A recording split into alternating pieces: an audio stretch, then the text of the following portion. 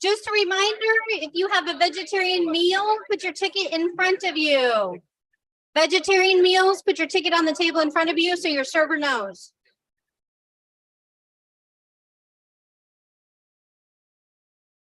Yes. Hey, Danny. Yes. No one's gonna ask my ticket. Could it be collected? Not in the door. I just think I walked right in. Well, he was very distracted. Oh, it's not good. I can make it. Getting it from account. Yes, thank you. Okay, Chris, you can go either end. You can go by either Eileen or Mark. Either end. Go.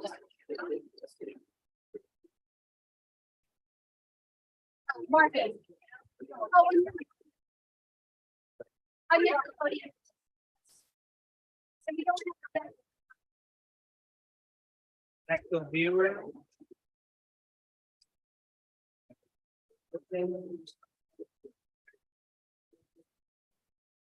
We'll get to the.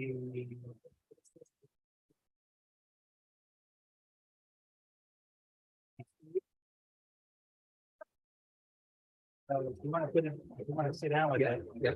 Right now, you're looking at just an overview of the United States, so it's not very meaningful. And then if you hit the plus, it'll zoom in. Yeah.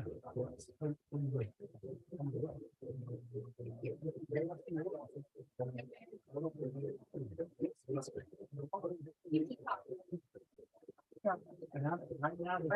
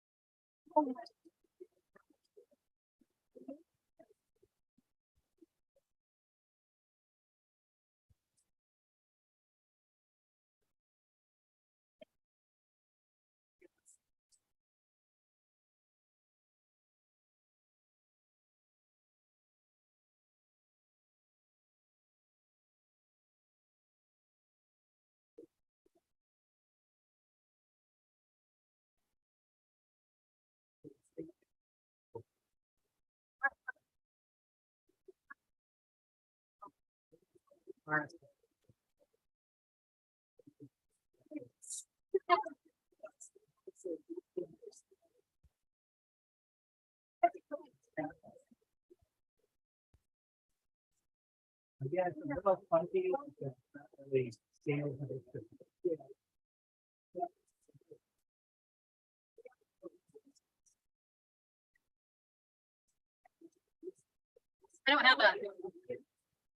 I don't have a gavel up here. Take off your shoe. Yeah, there you go. There we go. Hello, thank you for coming. Welcome to our luncheon today. The head table is actually at the head table. Imagine that. We're at the process anyway. Thank you. We aren't going to get started with our speaker right away, but I just want to get everybody's attention, let you know the food's on its way if you haven't received it already. And so you can continue chatting for just a little bit. Remember to have those vegetarian tickets on the table. If you got a vegetarian meal, take your vegetarian meal. If you did not, I'm sorry, you're out of luck. And then we will have our speaker start here in about 10 minutes or so. So feel free to chat for a little bit and then we'll get started. Thank you.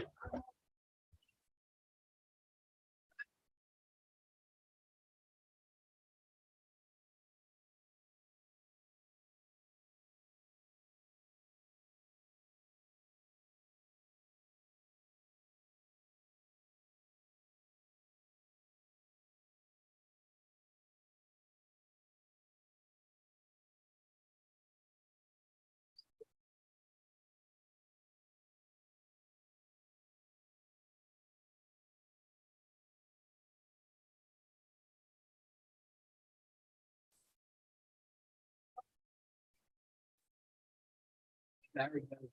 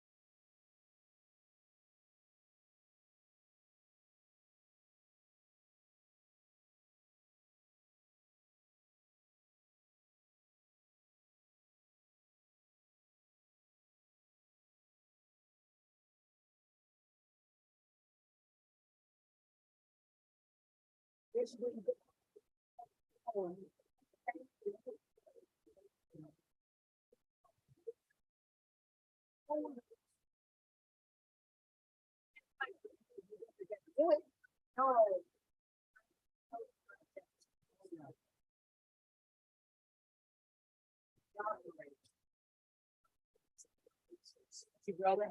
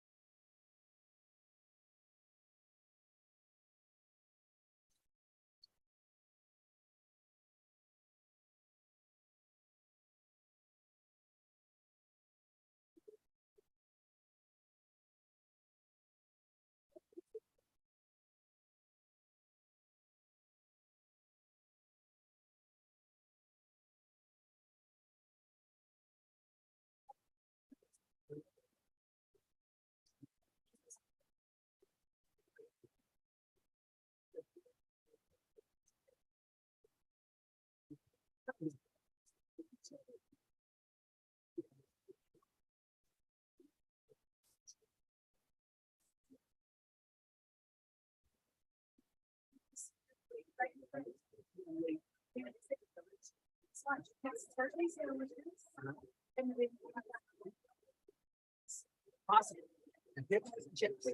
Thank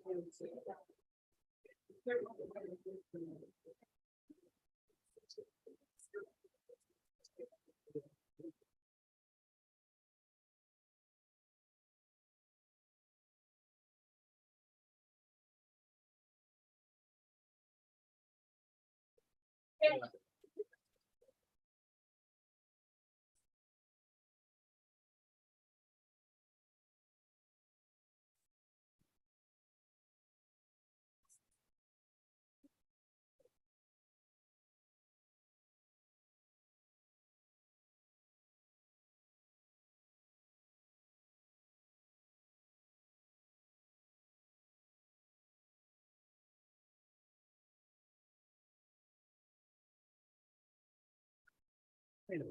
Very good.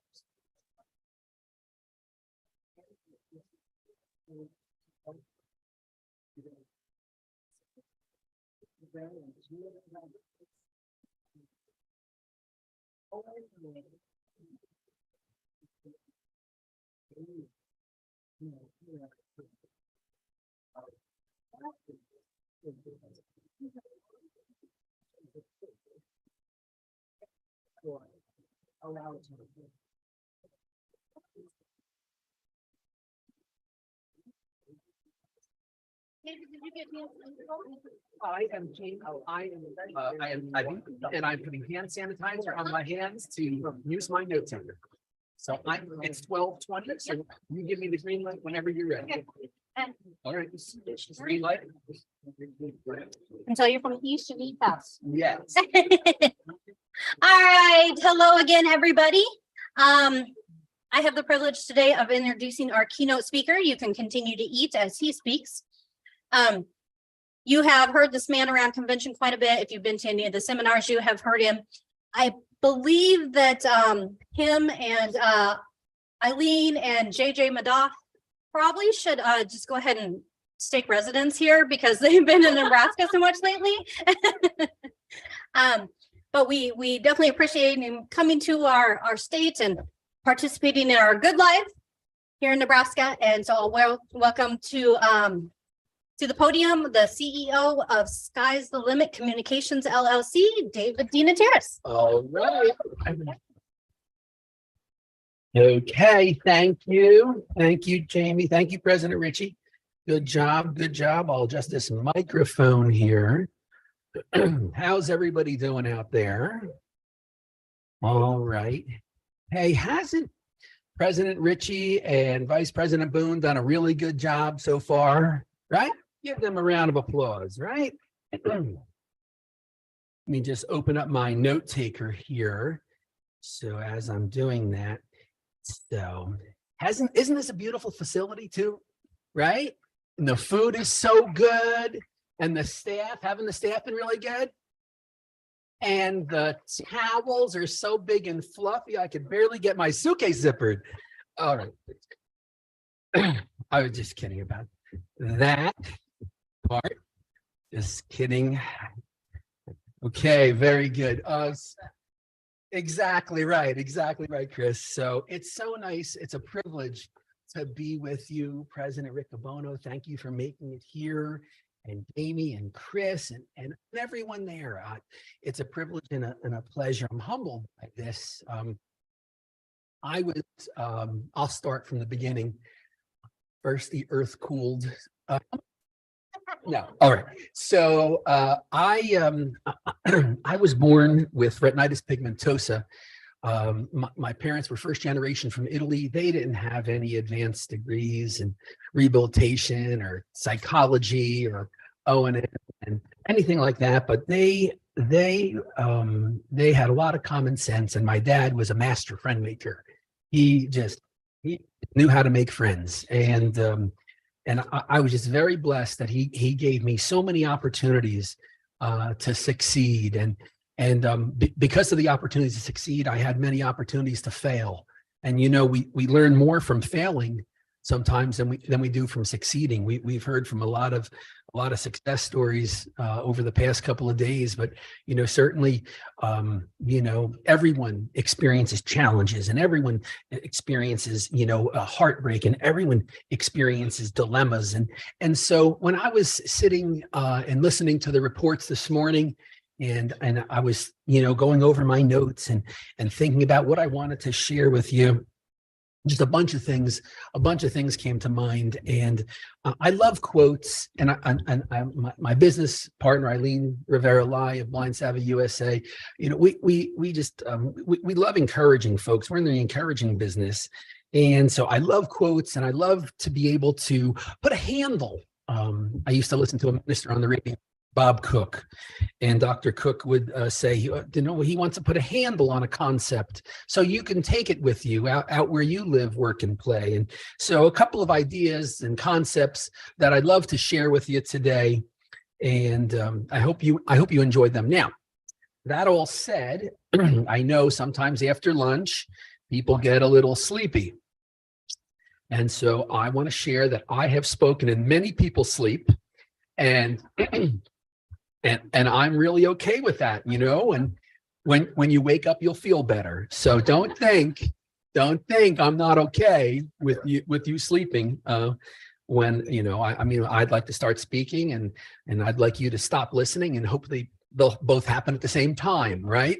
So what do we got? So the NFB, the NFB, I got to tell you, from my earliest memories, I remember I used to get these brown boxes in the mail, and I'd open them up, and inside I was able to read,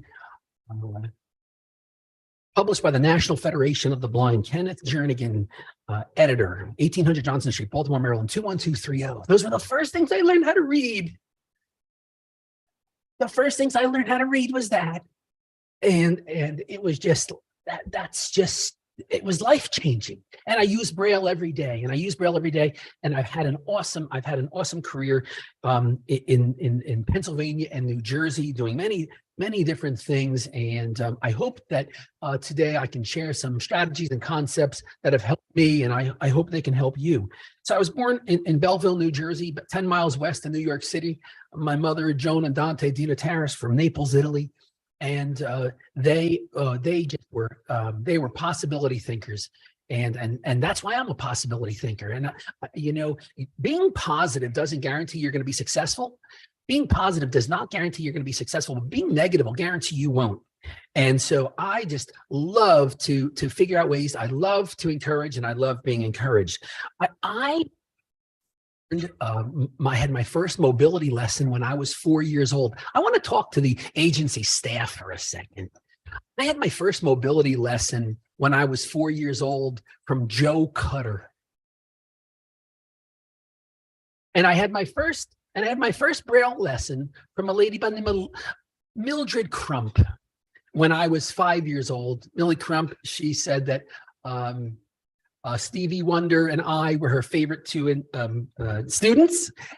She was from Detroit, and I think she would just change the story depending on who was in the room, but that was okay too. But I tell you that I remember Millie Crump and I remember Joe Cutter because that was 49 years ago. And I want you to know that people are going to remember you, and people are going to remember your name. And people are going to remember that you were a dream maker or a dream breaker. And I can tell you that there's many stories, and we have them all. We know that the stories of the people who said, Dave, what are you going to do after college, Dave? What are you going to do after high school, Dave? What are you going to do? And I said, Mr. G, I'm going to go to college and I'm going to get a degree in communications and marketing. Dave, blind people don't get jobs in communications and marketing. You're going to be a teacher or a social worker, or the Commission for the Blind's not going to pay. And I said, but Mr. G, I don't want to be a teacher or a social worker. Well, then we're not going to help you. And they didn't. But I got a Division I wrestling scholarship, so I didn't really need their help. So I attended public schools in Belleville, New Jersey. I attended Belleville Public High School. When I was 19 years old, I have retinitis pigmentosa. When I was 19 years old, a sophomore at East Stroudsburg, I went totally blind. I couldn't see anymore. And I was unimpaired. I was not prepared. And yes, I had a mobility lesson when I was 4. And yes, I had Braille lessons when I was 4. And yes, I had all the technology, but I didn't want to use it. I don't know. I'd like to talk to the stubborn people in the room for a minute. I don't know if there's any stubborn people. Any stubborn people out there? No stubborn people out there. All right. So, I was stubborn. Okay, come back. The stubborn people can be quiet now. So, I didn't want to use the technology. I didn't want to use a cane. I didn't want to use Braille. I knew how to use Braille. I didn't want to use it. Well, I didn't really understand why until my mother called me and said, I see that there's a technology conference at the Library for the Blind in Trenton, and I bought you a bus ticket for that. And I said, Ma, I'm not one of them blind people. I could see. And she's like, yeah, I know. So it's Saturday and the bus leaves at 8. So, my mother was one of those stubborn people too. So I go to this, I take the bus down to Trenton, New Jersey. And there was this giant exhibit hall with all this technology. And there was this company, Arctic that made the Arctic Business Vision. Anyone remember Arctic Business Vision and Vert from Telesensory? And then I just love technology. And then they said, oh, okay, the exhibit hall is closing. And now we have to go into the room and listen to the keynote speaker. And I'm like, listen, I'm not here for a keynote speaker, and I'm just going to be leaving soon. And they're like, yeah, that way. And so I go in, and like a good Catholic, I sit in the back row, right?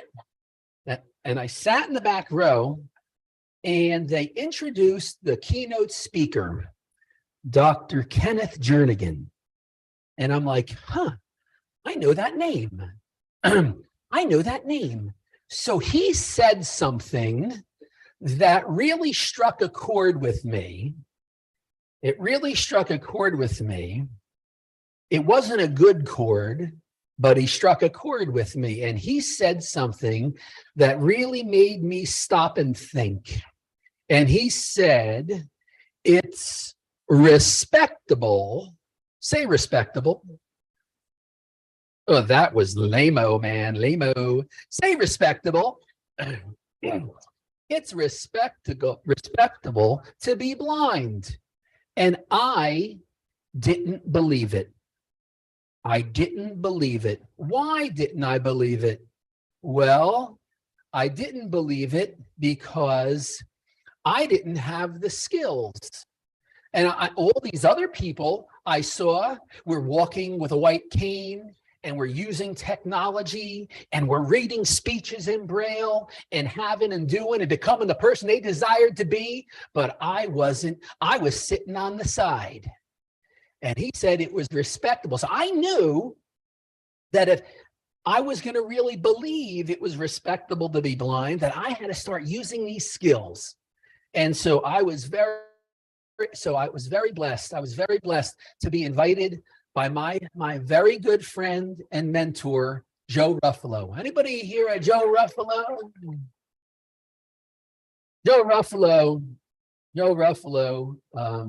I met Joe in 1983. Joe's brother, Rich, who was also blind. Rich was my biology teacher in high school. And Rich got me involved in the Association of Blind Athletes. And so that's when I met Joe in 1983. And so my sister Geraldine, who has been involved in the Federation for years and years and years, she was encouraging me and Joe to come to some NFB meetings. And Joe and I were like, no, we don't. And so then Geraldine she is pleasantly persistent. And so finally, she got Joe to come to a meeting. And I was at that meeting. I was at that meeting, and Geraldine said, Joe's coming. You want to come? And so I went to the meeting, and And then I was just sitting there, just observing, and the people were getting up and getting cups of coffee. And Florence Bloom, she was the president in New Jersey at the time, and she said, "David, do you want some coffee?" I said, "Yes, I do." And she goes, "It's up in the back on the left." So I'm like, oh, okay. So then, I went to the back of the room and fumbling around and bumbling, trying to be as, dignified as I could be, but it's pretty hard to be dignified. You don't know what you're doing. And I didn't know what I was doing. And then Florence said, "David, you need help. You need some help, And so Joe and I, were there. But that day, they were talking about fundraising. And they were talking about fundraising, and then Joe was like, "Well, Florence, maybe you could do this." And she said, "Joe, that's a great idea. I'm going to put you in charge of this fundraising committee." And Joe was like, "Oh." So then he was involved. Now he was involved, and that changed his life.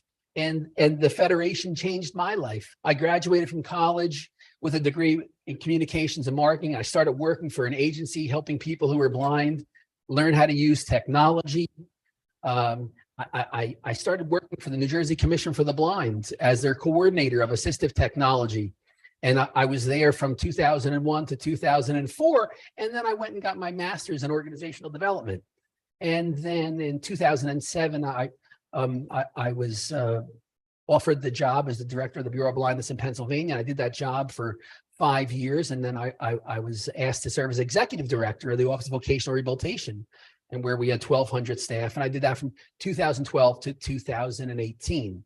And I've just been so very blessed. I've been so very blessed. And just to give you a little bit, I'm married, my wife, Mary Ann, and we have 3 kids, David, Mary, Kate, and Emily. So it was 1992. I had just graduated from college. And my mom said, "Dave," I was dating Mary Ann at the time. And my mom called me and said, "Hey, I see that the NFB in New Jersey is having a bus trip to Charleston, to Charlotte, where the NFB convention is." And I'm like, "Oh, Mom, I'm not going to that convention. I don't need to do that." And she said, "Well, I already bought you 2 bus tickets." I said, "2 bus tickets? Why do I need 2 bus tickets?" She says, "Well, one for Mary Ann." I says, "Ma, I don't know if Mary Ann could go. And I don't know if what her dad's going to think of that." She says, "Oh, why, you already called him and asked him, and he said it was fine." And I'm like, "Oh." So we go to the convention, and I went around the exhibit hall. I met this guy, Nick Dotson, in the exhibit hall. He was using a computer with JAWS. And he said, "Young man, do you have a computer?" And I said, "Yes." He said, "Do you have a computer with JAWS?" I said, "Well, no, I don't have JAWS. I use something else." He goes, "Young man, do you know that you're not going to buy a car, but if you buy a computer, it'll be your vehicle to work?" And I'm like, "A computer can be my vehicle to work? What an interesting concept." So I went around the exhibit hall, and I gathered all these Braille books and all these brochures, and now I'm on the bus ride home, and I got this big all these plastic bags with all this Braille information at my feet. And Mary Ann said to me, "Well, that was fun." I said, "It was fun." And I said, "And I learned a lot." And she said, "I learned a lot too." I said, "Oh yeah? What did you learn?" And she said, "I learned that blind people can do whatever they want. And if you want to get married, I'm okay with that too." And I'm like, yikes. I'm like, wow. So, so Mary Ann, that was some good information for me. So we got married in 1995, and we've been married ever since. And we're blessed with 3 awesome children. My son David's at the University of Pittsburgh School of Law, and Mary Kate's graduating in May, Emily's a freshman at Temple University, and we're very blessed. So here are a few things I learned. I learned that no one rises to a low expectation. No one rises to a low expectation. And I've also learned that people, students and adults will inspect what we expect. People will inspect what we expect. Well, Jamie, I expect you and all these Federation of Nebraska to do great things. That's what I expect. And I really know it's going to happen because you're an awesome leader. And I'm so proud of you. And I'm like, this is some other things that I know. Well, I know that people won't remember exactly what you say, but they will remember exactly how you made them feel. My friend Mike Leone, he had polio. He was in a wheelchair. He worked for Verizon, and he was a great mentor to me. And he said to me, you know, Dave, after 10 minutes, if people are still caught up on Dave the blind guy, then you haven't done a very good job of making them feel comfortable. And so I really took that to heart. I didn't want to be Dave the blind guy. I just wanted to be Dave the guy who could do the job well. And so that's what I wanted to be remembered for. So a few other things I wanted to share. I wrote down the word hope, and I shared this yesterday. Hope, I love acronyms. Hope is an acronym. We come to these conventions to get hope. We hear other people's experiences. We get hope by hearing other people's experiences, right? So that's what, you know, I got hope from going to the NFBN in New Jersey convention. And I remember in 1994, Joe Ruffalo, he became the president. He called me on the phone one day and he said, Dave, I need a small favor. I said, a small favor, Joe, what's that? There's this program called JOB, Job Opportunities for the Blind. We need a coordinator in New Jersey. Joe, I just got engaged and I had all the reasons that, oh, go on. Oh, I just got engaged and I just got this new job and right, Joe's up. Listen, Dave, how about you try it for 3 months? And if it doesn't work out, we'll do something else. I said, okay, Joe. 10 years later, I was still the JOB coordinator, and I learned so much from Lorraine Rovig. And Lorraine Rovig, she taught, anybody know Lorraine Rovig? Yeah, I love Lorraine Rovig. And she taught me how to write press releases, and she taught me how to make agendas. And you know, today, my business, I write press releases and I make agendas, and that's what I do. And that's because Lorraine Rovig, she taught me how to do that. And she taught me how to make it interesting and exciting. So the people like Lorraine Rovig and you know, going to the leadership events with Dr. Jernigan and Dr. Maurer, I mean, those events, they changed my life. I remember being at my first leadership event in 1995, and Alan Harris said to me, young man, you've got what it takes. You've got what it takes. So listen, I tell you that to tell you this. If no one ever told you that you've got what it takes, we're here today to tell you that you've got what it takes. You're in the right place. You're plugged in. You're amongst friends. You're amongst an organization that believe in you, right? Isn't that so? You've got what it takes. So I was told when I was going blind that blindness was going to make me bitter or better, and I better pick the right one. And I share that because bitter is not good. And so bitter or better, and we better pick the right one. And I really wanted to pick the right one. And I truly believe now that my eyes were closed to help other people see their own true potential and the potential of others. So let me just do one thing here. Let's check the old time here on my note taker. 142, look at 1242, looking good.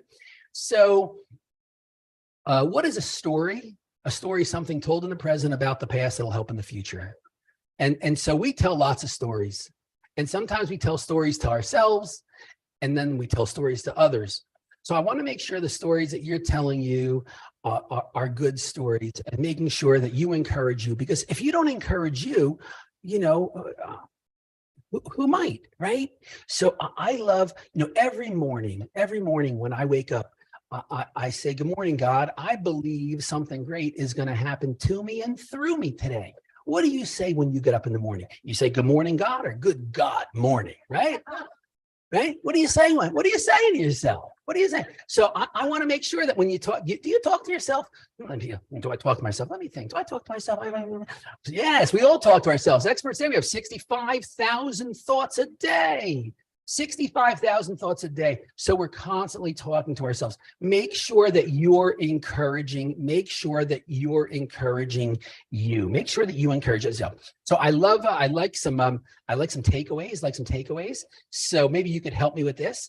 I love these little mantras, and I like this one. If maybe you want to help me with this one, it's we'll do it. I'm going to say it, and then you could repeat it after me.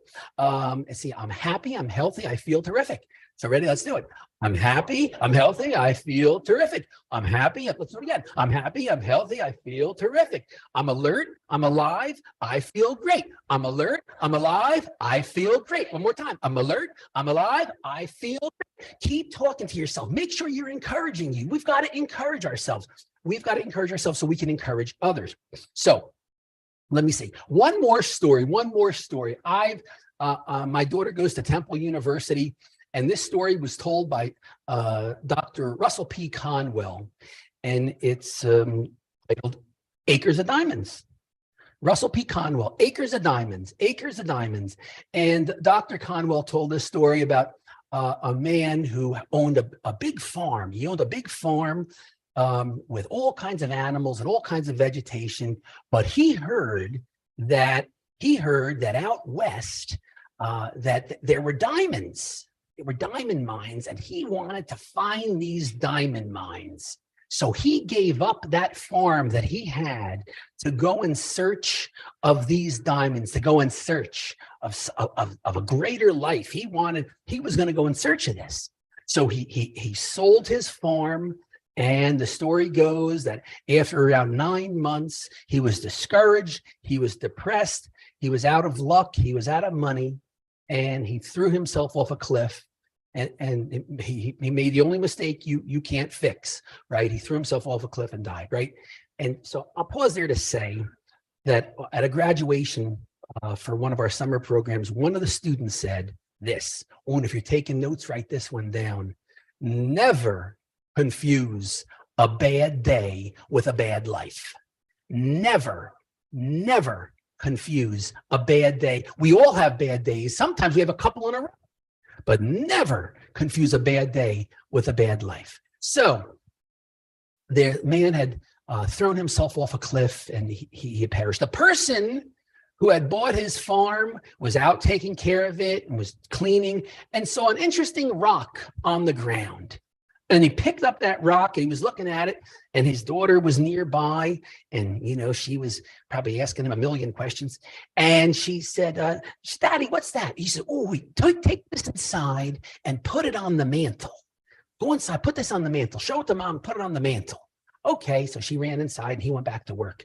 About 6 months later, he was having a party, and a friend came over who happened to be a jeweler. And he said, hey, Joe, where'd you get this? He said, outside, there's millions of them. Why? He said, do you know what this is? He said, no. He said, Joe, this is a diamond. He said, a diamond? He said, diamonds don't look like diamonds in the original state. They got to be cut and polished and shined. They go under all this pressure, right? It's how flowers are made, right? How perfume is made. They crush flowers, right? They make the beautiful scents. Pressure, right? Pressure makes the diamonds beautiful. Pressure makes us better too. And so that's a diamond? Yeah, it's a diamond, but it doesn't look like a diamond. It's got to be cut and polished and shined. So I tell you that to tell you this. There are diamonds all around us. There are diamonds in this room. There are diamonds in your neighborhood. There are diamonds in your community. There are diamonds in this state. And so it's our job to look for them. What are you looking for? This is one of the things that I've learned, and it's so simple, is that what we think about comes about. what we think about comes about. So if we think about all the ways that people have done us wrong, and if we think about all the ways we've been disadvantaged, and if we think about all the ways that, I wish things could have been done differently 10 years ago, I wish they were different last week, last month, last year, or I should have done this, and I should have done that, and then we should have all of ourselves, right? And it's not, Jamie thought it was funny, and it's all important. And so right. And so it's so important that we focus on all the things we can do. We focus on the opportunities. We focus on the possibilities. We surround ourselves with a network of people who believe in us when we don't believe in us. Remember that all those I am are igniting words. I am happy. I am healthy. I am protected. I am favored. I am blessed. Right? I am. What are you saying after the I am? I'm discouraged. I am tired. I'm lonely. I'm angry, right? So make sure that, the stories that you're telling make sure you're telling yourself good stories so we can tell other people good stories too. So one more story and then we'll wrap it up. I've been doing this long enough to know that if you want to get the audience's attention, there's some magical words that you can say. In conclusion, did he say in conclusion? I'm listening. I'm here. I'm listening. He said in conclusion, what do you got? So I was 8 years old and my dad, he called me on the phone. He said, David, when I come home from work today, I'm going to teach you how to play catch. I knew I couldn't see a baseball or a football or a basketball. And that day I worried. I didn't know I didn't know what was going to happen. And what did I worry about? I worried that I was going to get hurt. I worried I wasn't going to be able to play. I worried I was going to let him down. I worried I was going to disappoint him, right? And someone said that worry is like sitting in a rocking chair, back and forth, and not getting anywhere, right? Stop. Don't worry, worship, right? Don't panic, pray, right? Don't worry, worship, don't panic, pray. But that day I worried so much, right? I was filled with fear, F-E-A-R, right? False evidence appearing real, right? False education appearing real. False education appearing real, or false, Chris, how about false expectations appearing real? My brother Vincent, he was in the 101st Airborne Division, and he told me it also stood for forget everything and run. And the F wasn't for forget.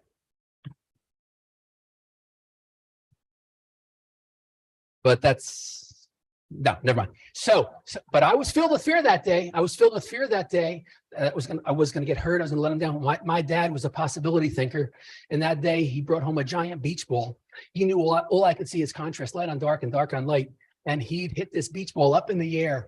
And I was able to see the red and the yellow and the blue and the green against the light blue sky. And I was able to reach up and I was able to catch the ball. And my father said, David, listen, I'm not teaching you how to play catch. I'm teaching you that you could do whatever you want. You've just got to spend your time figuring out how. And that's the message I want to put a handle on. Oh, cut it out. That's the message I want to put a handle on, that we could do whatever we want. We've just got to spend our time figuring out how. We could spend our time figuring out all the reasons that the world's done us wrong, all the reasons that we're not where we thought we were going to be, all the reasons. But if we can spend our time figuring out how, like I love the question. What else can I do? What else can I do? Maybe this isn't going to work. Everybody's failed, right? If everyone was listening or being honest, and I was to say, hey, who here has been rejected? Everyone would say, yes. Everyone has been rejected, but right. So I like this thought, right? It's not rejection, it's redirection, right? So if you've been rejected, maybe you didn't get the job, maybe you didn't get the opportunity, maybe you didn't get the date, maybe you didn't get the whatever, but it's not rejection, it's redirection. Keep on believing, keep trying, don't give up. And then I'm gonna end with one final story. Mark, I remember it was a few years ago. And there was a Lifetime Achievement Award. I believe her name was Doris Johnston. And she said, and she helped with producing Braille books and, things. And they said, Ms. Johnston, would you have any advice for the audience? Oh, no, she didn't want to speak. Do you have anything you'd like to share? And she shared this, and I wrote it down. I'll never forget it. And I'll leave you with this. Always do your best because you never know who's watching. Friends, always do your best. You never know who's watching. We're watching because we can't wait to see you do something great. It's been a privilege, a pleasure, and an honor. Good luck to you. Thank you, and God bless you all. Jamie, back to you. Thank you. Goodbye.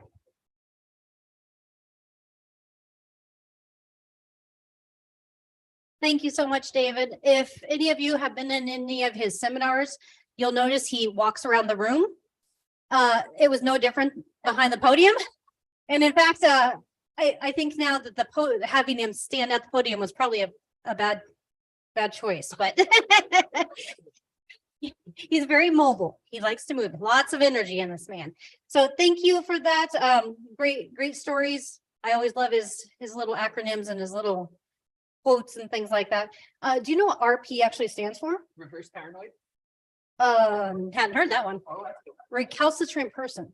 Oh. Yeah, so recalcitrant person. So a stubborn person. That's what RP stands for. Reverse paranoid. I think they're out to help me. Oh, he says reverse paranoid because he believes people are out to help him.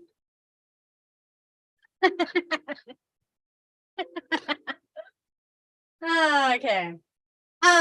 So we'll let you finish up your lunch. There's no rush. I just want to let you know what's going on this afternoon real quick. From 1 to 4 p.m. we do have the employment workshop, which Mr. David Dinateris is going to put on. And that is in Arbor 1, which is where the senior thing was yesterday. So it's right next to the Lancaster 456. From 1 to 3, we also have Tyler Marin doing his accessible fitness again. Make sure you check that out because it's the last time. And then we have JJ Mada doing tech. Get all your tech questions answered with JJ. That's in Ivanhoe. The fitness is in Arbor 2, which is on the far side of the registration desk. Ivanhoe is over by the restrooms. It's a room on your left there as you're heading towards the restrooms. And then from 3 to 5, we have we're gonna do some puppy business. Puppy business. We'll have a panel of guide dog users speak on their experiences. And if you want to get in some puppy cuddles and snuggles, you could probably do that too. And then we have, and that's in Ivanhoe. So right after tech. And then we have the In Touch with the Art, which got room to move to the Olive Branch room, which is directly across from this room, across the hall. And so you can come check out or come participate, not check out art, but you're going to actually participate in art. You're the one creating the art. And I think there's somebody behind me. Oh, and don't forget banquet. Okay.